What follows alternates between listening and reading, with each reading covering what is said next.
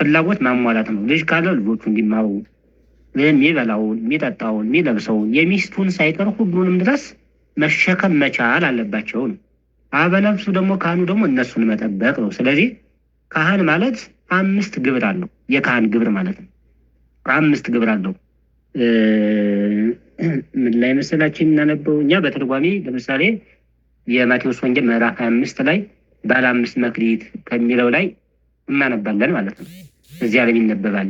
የካህን ግብሩ ምንድነው ከተባለ ማስተማር፣ ያላመኑትን ማሳመን ማለት ነው። ከዚያ በኋላ ያስተማረውን ደግሞ ያጠምቃል፣ ከዚያ ያቆርባል፣ ከዚያ ያስተምራል፣ ያጠምቃል፣ ያቆርባል። ከዚያ ደግሞ ምን ይላል ደግሞ ያጸናል እንዳል በዚያው ደግሞ ማለት ነው ይናዘዛቸዋል ማለት ነው። እየናዘዘ ያጸናቸዋል። ከዚያ ደግሞ ሲሞቱ ደግሞ አጥቦ ገንዞ ስሞ ፈቶ መቀበር ናቸው። ስለዚህ ማስተማር አለ፣ ማጥመቅ አለ፣ ማቁረብ አለ፣ መናዘዝ አለ፣ መሸኘት አለ። የካህን ግብሩ እነዚህ ናቸው። መነኮሳት ግን እዚያው በአታቸው ጋር ነው። ለጸሎት ይጠራሉ፣ ለተለያየ ጉዳይ ይሆናሉ። በዚያ መንገድ ነው የሚመጣው። አሁን ቆሞስ የሚባል የምናውቀዋል አሁን የሚመጣ ማለት ነው። አሁን ቆሞስ ዝም ብሎ ያው እንዳይከብዳቸው እንዲቀላቸው ደስ እንደሚላቸው ስለሚጨመራቸው ነው እንጂ ቆሞስ የሚባል በቤተክርስቲያኗ ትምህርት የለንም። ኤጲስቆጶስ ነው ያለ። ቆሞስ የሚባል የለም። ደረጃው ምንድን ነው ቢባል እንኳ የለም። አሁን በእኛ በጣም እጅግ ስላካበድናት ቆሞስ ሲሆኑና ቤተክርስቲያን ሁሉ መባረክ ጀምረዋል። እንደዚህ የሚባል ቀን የለም። ቤተክርስቲያን የሚባረከው ኤጲስቆጶስ ነው። ኤጲስቆጶስን ጳጳሱ ሲፈቅድለት ነው የሚባረከው።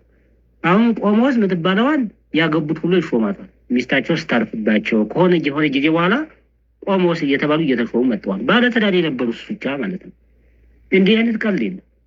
በቃ ሊቀ ጳጳስ አለ፣ ጳጳስ አለ፣ ኤጲስቆጶስ አለ፣ ከዚያ ቄስ፣ ከዚያ ዲያቆን ነው ማዕረጉ እንጂ ቆሞስ የሚባል የለም። እንደዚህ አይነት ነገር የለም በቁምስና ውስጥ ማለት ነው። ቁምስና ኤጲስቆጶስነት ነው በቃ። ይህ ደግሞ ለደናግላን የሚሰጥ ሲመት ነው። ጳጳሱን ወክለው መስራት የሚችሉ ናቸው እነዚህ ሰዎች። ስለዚህ አሁን በእኛ በቤተክርስቲያን ቆሞስ አባ እንላቸዋለን ማለት ነው። ቆሞስ ምንድን ነው ይባል የለም። በቃ ኤጲስቆጶስ ነው ማዕረጉ።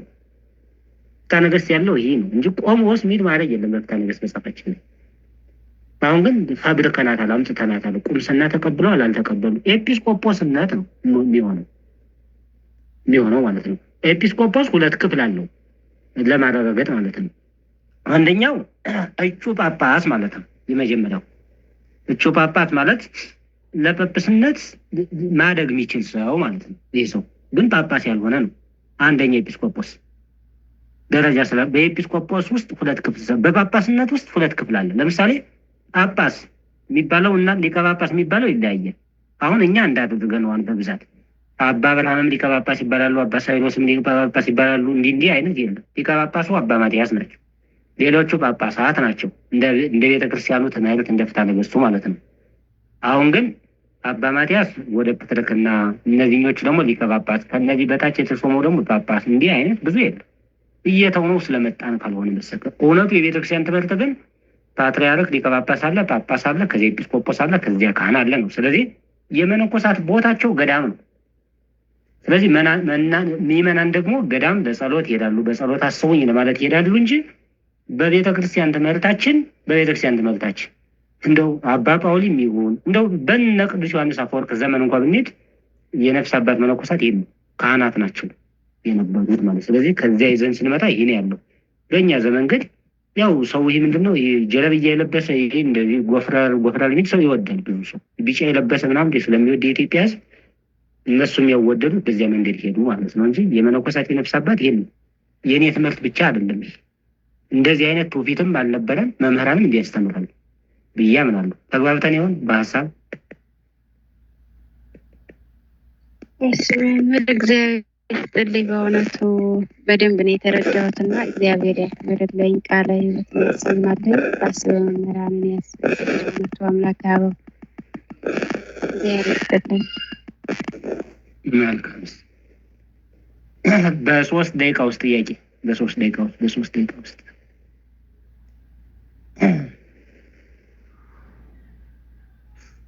እሺ። ቤተ ደናግል ወለተ ሥላሴ ነይ እስኪ ነይ 5 እዚህና ፈጅስ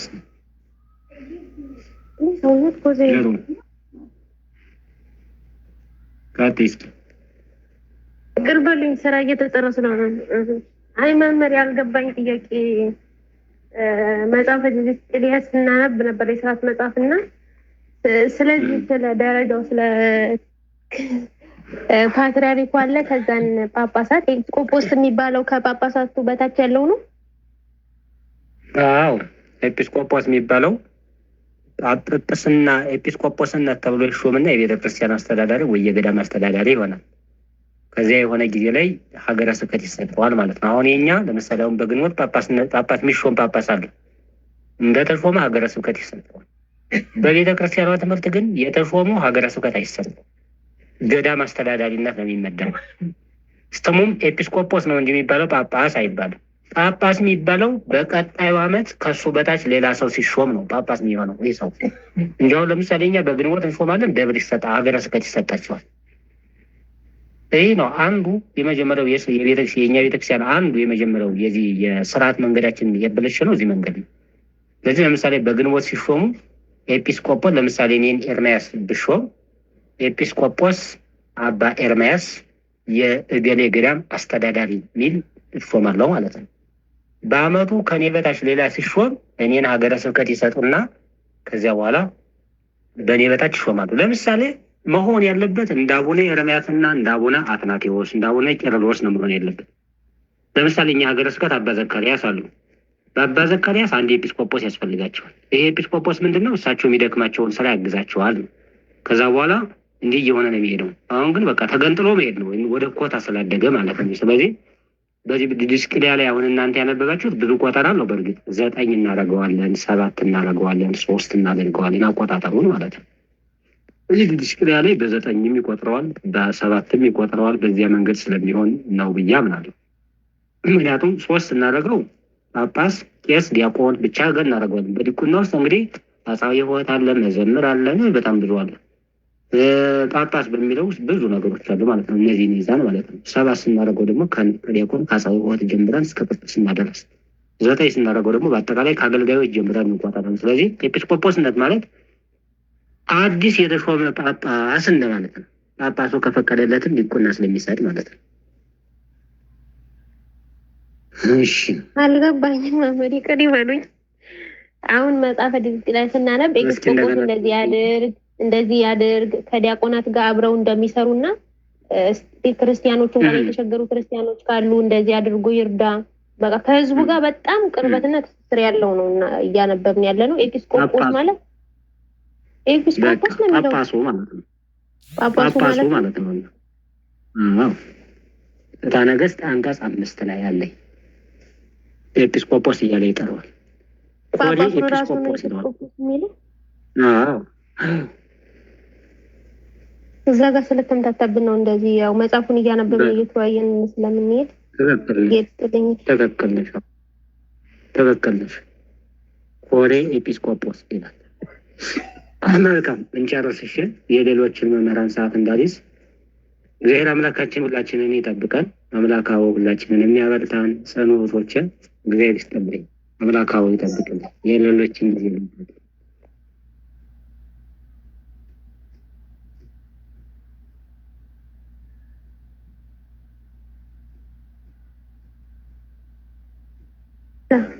እግዚአብሔር ይስጥልን። ቃልዎትን ያሰማልን። ድምፅ አለብኝና እህቶች መርቁ። ኦኬ አሜን። ለመምህራችን ቃለ ሕይወት ያሰማልን፣ ቃለ ሕይወት ያሰማልን። ያገልግለት ዘመናቸውን ይባርክልን።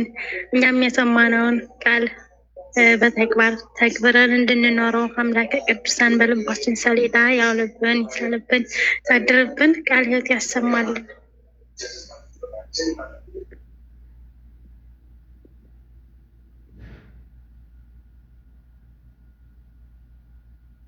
አሜን። እሺ ቤተደናገል አላችሁ የያዛችሁት መርሃ ግብር አሁን መምህር እስከሚመጡ ድረስ ሰዓተኛ ስለሆነ አትቀጥሉ። እሺ ሰዓት ስላለብኝ ነው ያላችሁ። ቀጥሉ የተዘጋጃችሁበትን።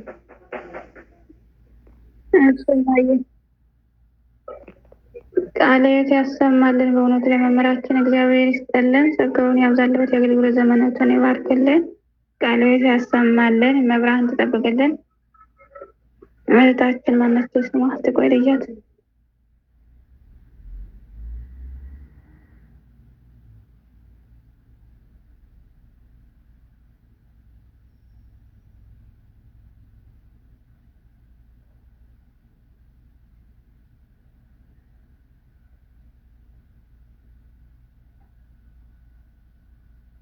እሺ እስከምትመጣሽ ወደ ላይ ከፋይ ማየ ካለሽ ምልክት ስጪኝ።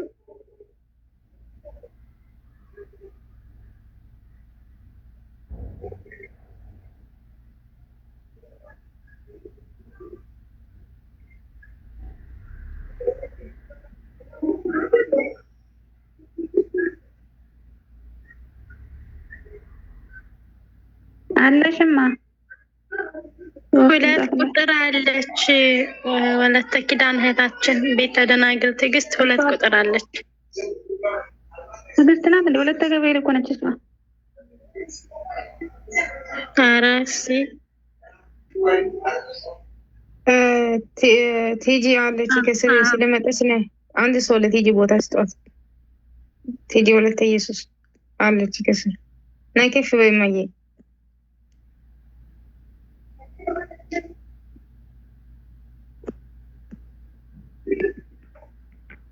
እሺ መጥቻለሁኝ።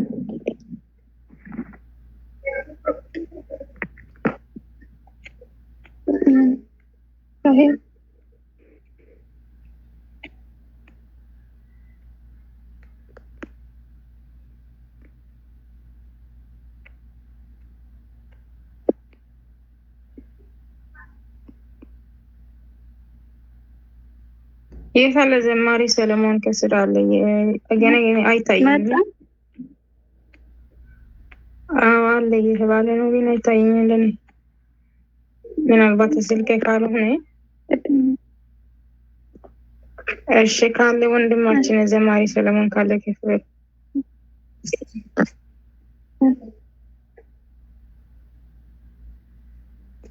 የለም እኮ ከስር አይታይም። ለኔ ምናልባት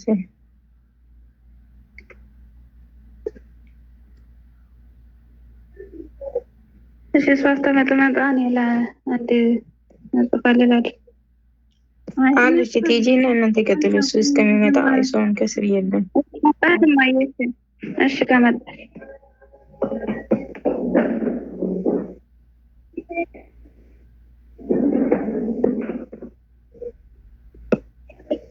እኔ ልቀጥል ቀጥይ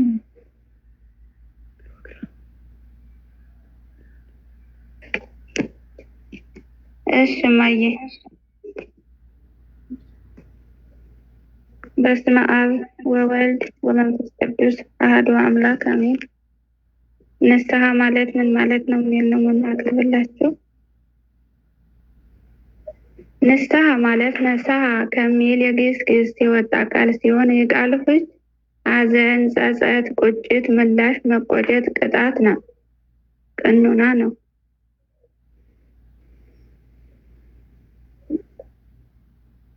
ማለት የኃጢአት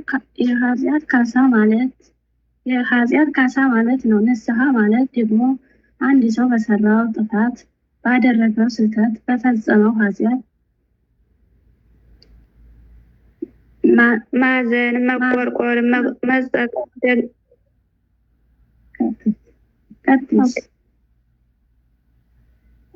ማዘን፣ መቆርቆር፣ መጸጸት ደግመኛ ያንን የመሰለ ኃጢአት ላለማድረግ የሚወስነው ውሳኔ ነው።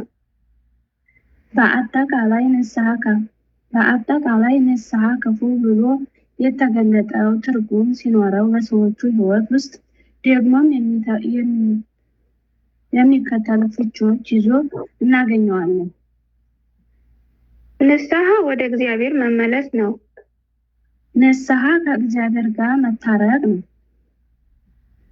ንስሐ ከኃጢአት እንቅልፍ መንቃት ነው። ንስሐ ወደ መንፈሳዊ ሕይወት መመለስ ነው። ንስሐ ከእግዚአብሔር የሚሰጥ የእግዚአብሔርን የሚያስወድድ ከንጹህ ልብ የሚመነጭ ጸጋ ነው። ንስሐ ከኃጢአትና ከዲያብሎስ ባርነት ነፃ መውጣት ነው። ንስሐ ስለ እግዚአብሔር ፍቅርና ስለ ቅዱስ ብሎ ኃጢአትን መተው ነው። ንስሐ ወደ መንግስተ እግዚአብሔር የሚያስገባ ቁልፍ ነው። ንስሐ የመንግስተ ሰማያት መግቢያ በር ነው። የንስሐ ቀድሞ ዝግጅቶቹ ምን አላቸውና ምን ናቸው? በአጠቃላይ በአጥቢያችን ከሚገኙ ቤተ ክህነት ያላችሁ አገልግሎት ላይ ያሉ መልካም መንፈሳዊ ምግባር ያላቸው አባቶች መርጠን አበነፍስ የንስሐ አባት መያዝ፣ የሰራነውን ኃጢአት ማመን፣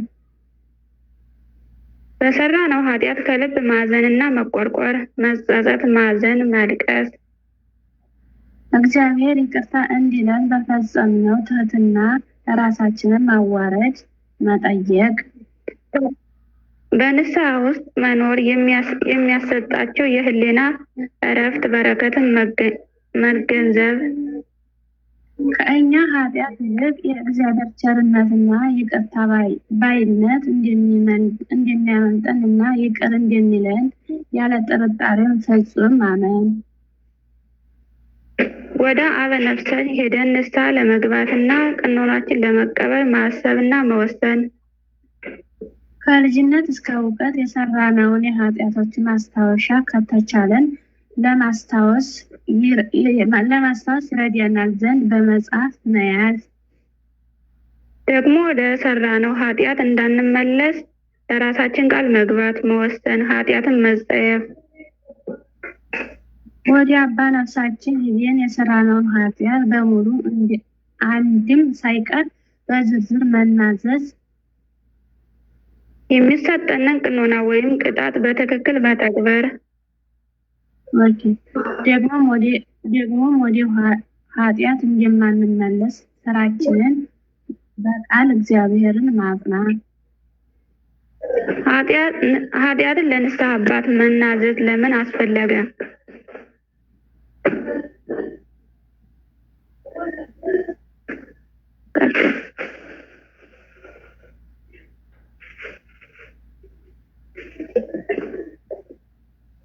ኃጢአትን ለንስሐ አባት ለምን መናዘዝ አስፈለገ? ስልጣነ ክህነት የማሰር የመፍታት ስልጣን ከእግዚአብሔር ስለተሰጣቸው ማቴዎስ እውነት እላችኋለሁ የምድር የምታስሩት ሁሉ በሰማይ እየታሰረ ይሆናል፣ በምድር የተፈቱትም ሁሉ በሰማይ እየተፈቱ ይሆናል።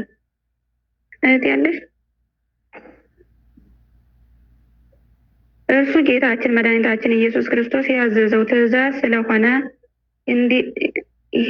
ሄዱና ራስህን ለካህን አሳይ፣ ለእርሱም ምስክር እንዲሆን ስለ መጽሐፍ ሙሴ እንዳዘዘው መሰዋዕትን አቅርብ አለው።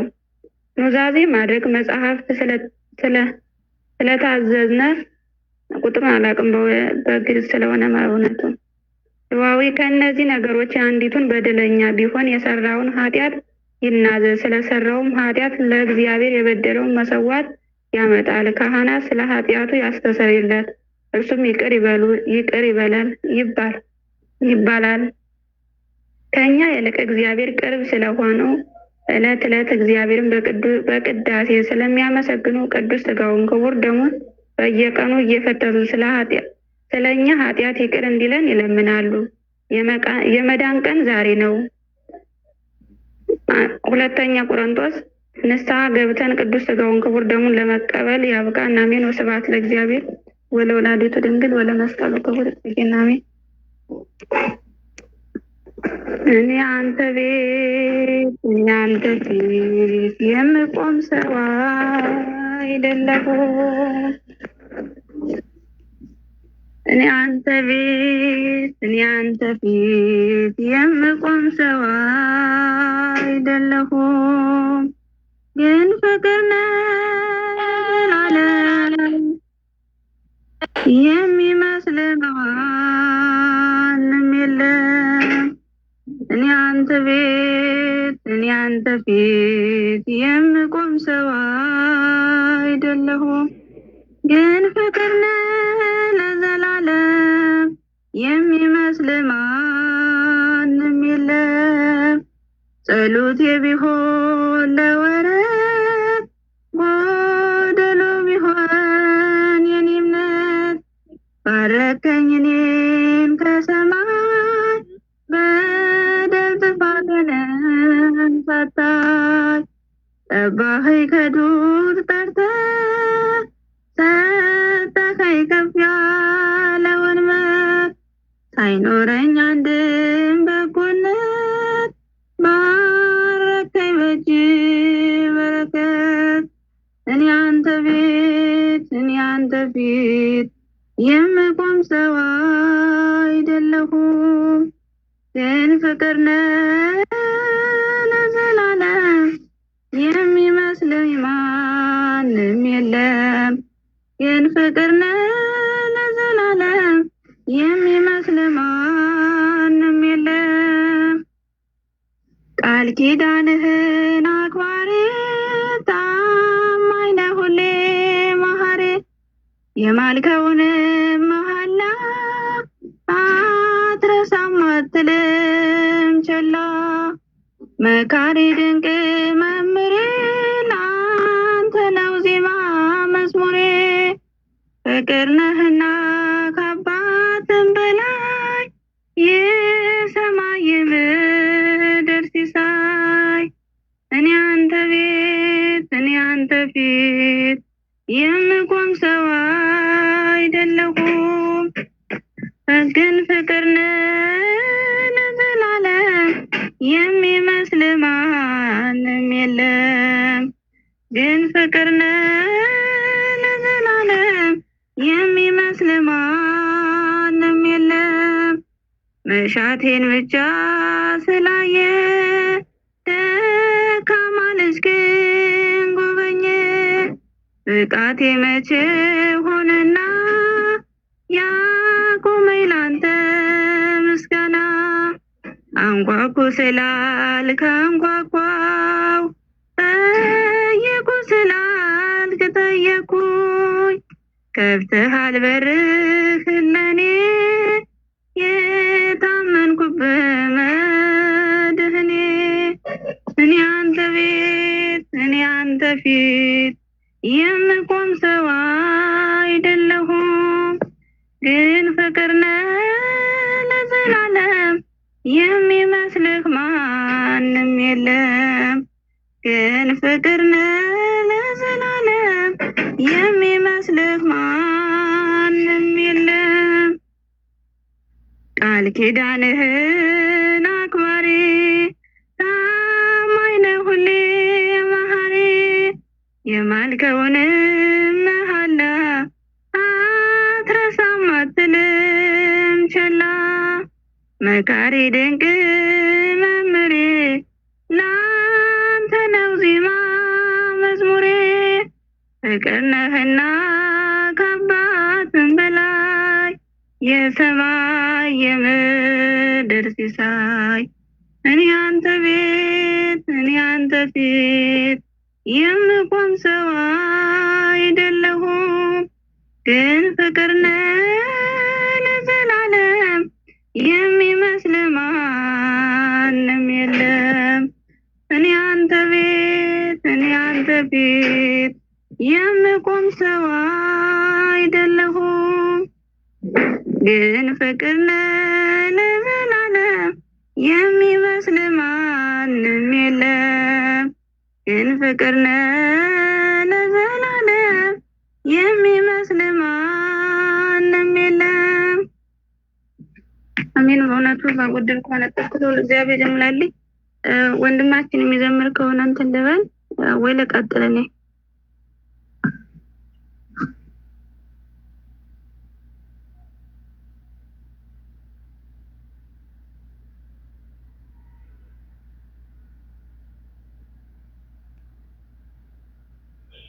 አሜን አሜን። ላዳችን ዝማሬ መላእክትን ዝማሬ ዳዊትን ያሰማልን። ቃለ ሕይወትን ቃለ በረከትን ያሰማልን። ጸጋውን ያብዛልሽ።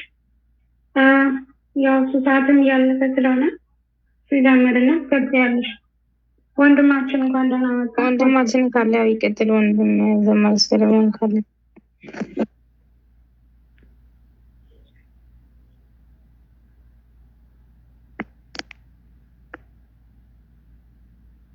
እሺ እንደምን አመሻችሁ፣ እንዴት ዋላችሁ፣ እንደምን ሰነበታችሁ? ደህና ናችሁ? እህቶቻችን ወንድሞቻችን እንደምን አላችሁ?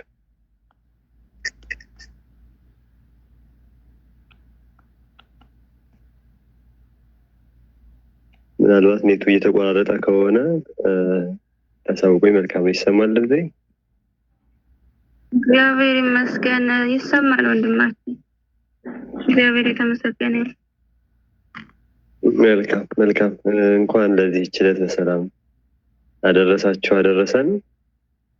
ሲያስተምሩን ለነበሩት ለኔታ ኤርሚያስ እግዚአብሔር አምላክ ቃል ያሰማልን፣ የግል ዘመናቸውን ይባርክ ቀድስልን። እኛም በተማርነው ትምህርት 30-60 ዓመት ያማረፍ ያፈተን የሙቀዳሾች የመንግስት ወራሾች ያደርገን ዘንድ መልካም ፈቃዱ ይሁን። ያው በታዘዝኩ መሰረት እኔ ቀጥታ ወደ ዝማሬው ገባለሁ። እንደሚታየኝ ያው ዛሬ ቤተሰቡ በምላት ያለ አይመስለኝም። 154 ሰው ነው ጋር የሚታየኝ። በእርግጥ ሰዓቱ ሄዷልና የተሰጠኝ መርሃ ግብር በሰዓቱ እጠቀማለሁ ማለት ነው። በስመ አብ ወወልድ ወመንፈስ ቅዱስ አሐዱ አምላክ አሜን። አጥቷል ጎድሎበታል ብለህ ሳትንቀኝ ለዚህ ያደረስከኝ ጌታዬ እኔ ማን ነኝ? ይሞላል አይቀርም በአንተ ሸለቆዬ ጠብቃለሁና ቀንህን ጌታዬ እያልን እንዘምራለን። ሁላችሁም በያላችሁበት በዝማሬ በእልልታ አብራችሁን ዘምሩ። በአብ በወልድ በመንፈስ ቅዱስ ስም እያምን እንዘምር። አጥቷል ጎድሎበታል ብለህ ሳትንቀኝ ለዚህ ያደረስከኝ ጌታዬ እኔ ማን ነኝ? ይሞላል አይቀርም በአንተ ሸለቆዬ ጠብቃለሁና ቀንህን ጌታዬ። አጥቷል ጎድሎበታል ብለህ ሳትንቀኝ ለዚህ ያደረስከኝ ጌታዬ እኔ ማን ነኝ?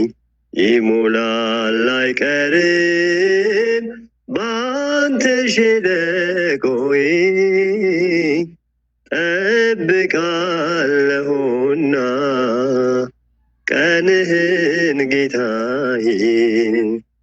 ሐዘን ጽልመት ክፉ ዘመን ቢገጥመኝም እንኳን ያልፋል ሁሉም ታሪክ ሆኖ በፊት ሲለካ።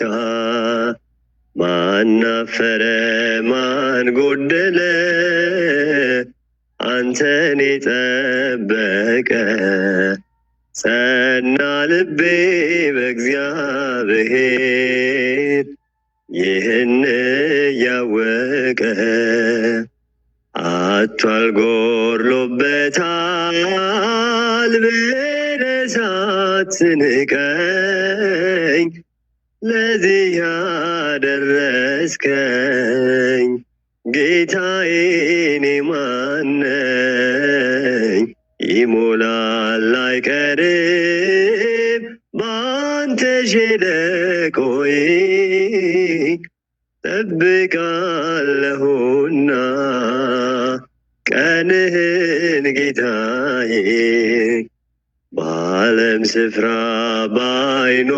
ባይኖረኝም ብሆንም ጎስቋላ አምላኬ ሆይ ካንተ በቀር አልሄድ ወደ ሌላ። ጌታዬ ሆይ በፍለጋ ወጣው ከመቃብር ስመሰክር እኖራለሁ ስራህን ስናገር። አጥቷል ጎድሎበት ብለህ ሳትንቀኝ ለዚህ ያደረስከኝ ጌታዬ እኔ ማን ነኝ?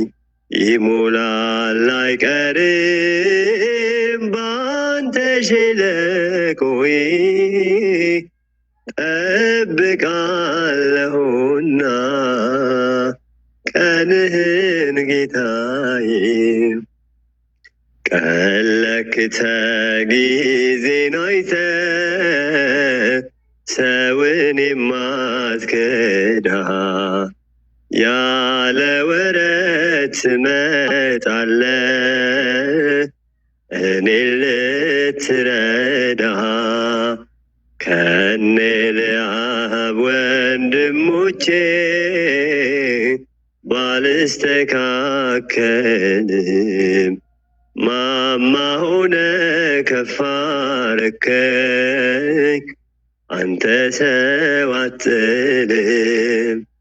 አቷል ጎድሎበታል ብለህ ሳትንቀኝ ለዚህ ያደረስከኝ ጌታዬ እኔ ማን ነኝ? ይሞላል አይቀርም ባንተ ሸለቆዬ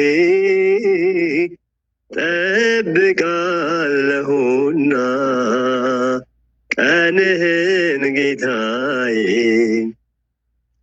እንደ እናት ልጄ እንዳልቆጥር ከዚህም ትበልጣለህ።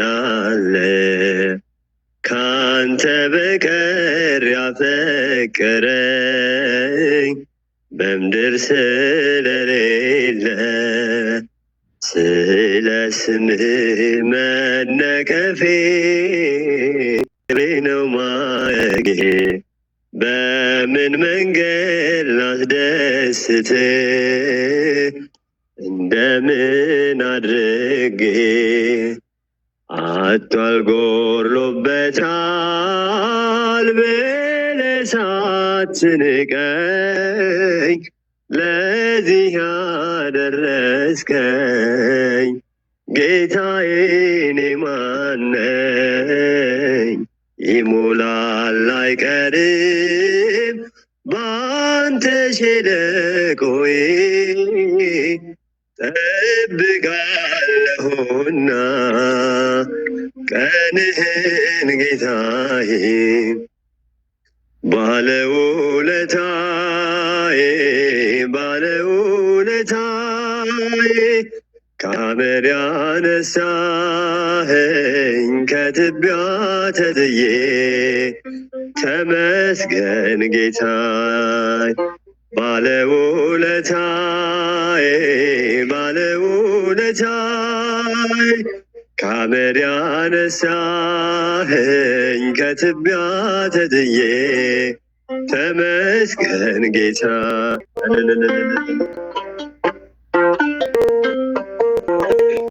በሩን ቢዘጋብኝ ስምዖን ጨክኖ ዝቅ አድርጎ ቢያይ ከአይሁድ ጋር ሆኖ እንድቀርብ ወደ እርሱ አዘዘ ጌታዬ። እግሩን አጥበዋለሁ ወድቄ በእንባዬ እግሩን አጥበዋለሁ ወድቄ በእንባዬ። ባለውለታዬ ባለውለታዬ ከአመድ ያነሳኸኝ ከትቢያ ተጥዬ ተመስገን ጌታዬ።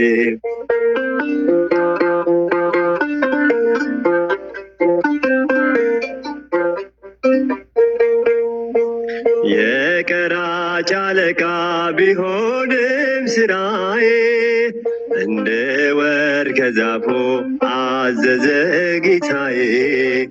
ማዕረግን መሸከም እስኪያቅተኝ ድረስ ቤቴ ተባረከ በኢየሱስ ክርስቶስ። ቤቴ ተባረከ ተባረከ ክርስቶስ ባለውለታዬ ባለውለታዬ ከአመድ ያነሳኸኝ ከትቢያ ተጥዬ ተመስገን ጌታዬ።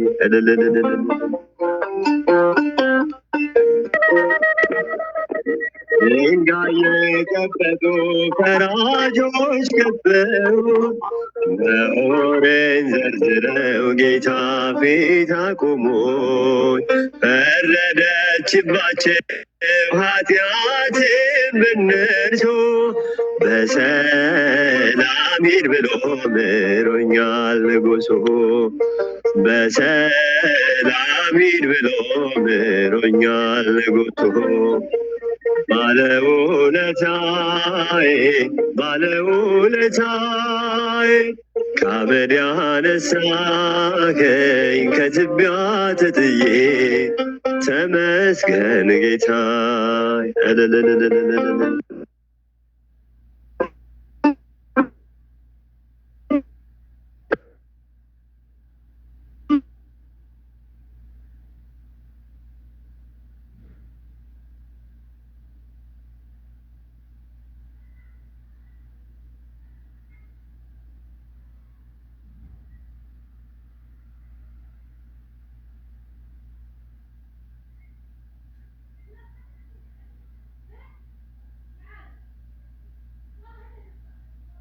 አልችልም እስከ መጨረሻ ባለውለታዬ ባለውለታዬ ከአመድ ያነሳኸኝ ከትቢያ ተጥዬ ተመስገን ጌታዬ።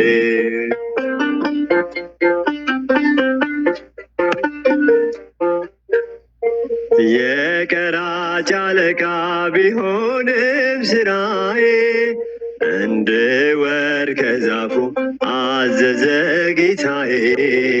ማዕረግን መሸከም እስኪያቅተኝ ድረስ ቤቴ ተባረከ በኢየሱስ ክርስቶስ ቤቴ ተባረከ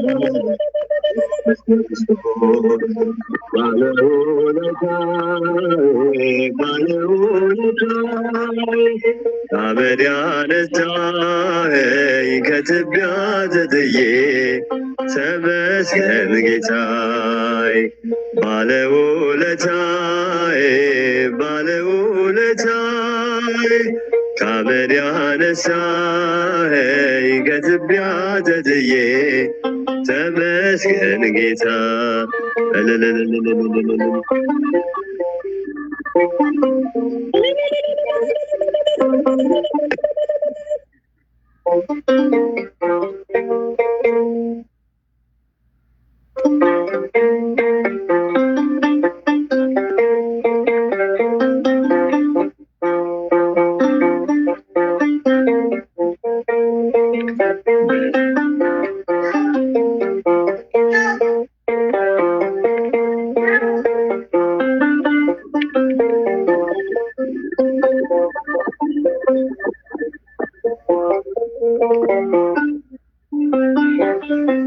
ዙፋኑም ተዘረጋ፣ በዘመናት የተሸመገለውም ተቀመጠ።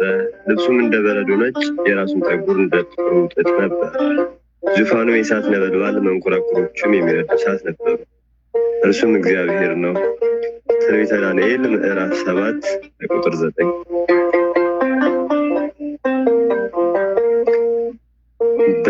በዘመናት የሸመገለ ክብርን ሁሉ የተቀለለ እንደ ጌታ ኧረ ማን አለ? እንደ እግዚአብሔር ኧረ ማን አለ?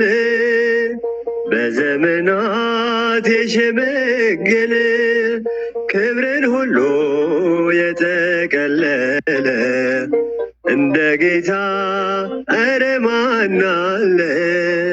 እንደ እግዚአብሔር ኧረ ማን አለ?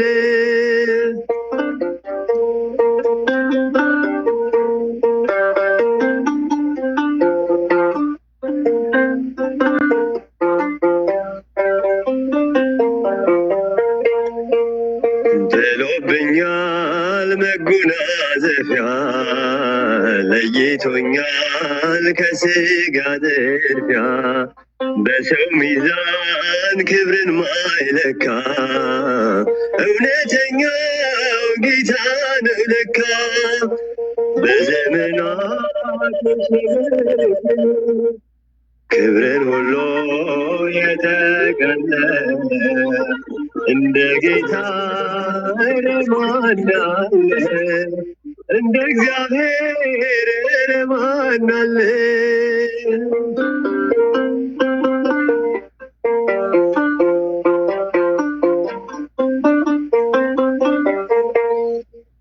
ደመና ነው መንኮራኩሮ ነበልባል ነው ዙፋኑ ክብሩ መሰወሪያው አይደረስም በማንም ሞት አይከሰስም በዘመናት የሸመገለ ክብርን ሁሉ የተቀበለ እንደ ጌታ ኧረ ማን አለ? እንደ እግዚአብሔር ኧረ ማን አለ?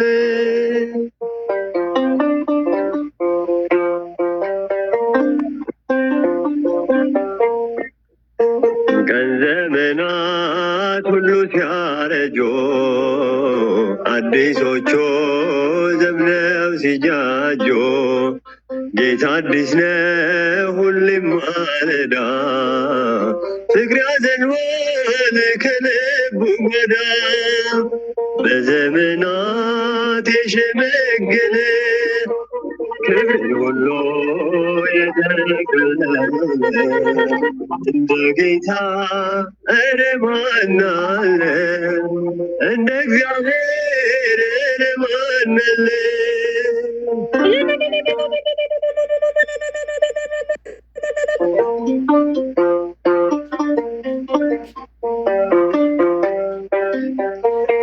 መካኒቱን በልጅ ባረከ ኃይለኛውን አንበረከከ ለምስኪኖች ስለሚራራ በኢየሱስ ልባችን በራ በዘመናት የሸመገለ ክብርን ሁሉ የተገለለ እንደ ጌታ ኧረ ማን አለ? እንደ እግዚአብሔር ኧረ ማን አለ? በዘመናት የሸመገለ ክብርን ሁሉ የተገለለ እንደ ጌታ ኧረ ማን አለ?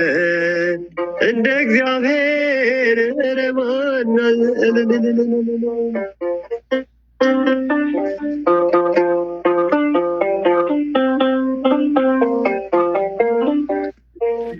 ስለ ዝማሬው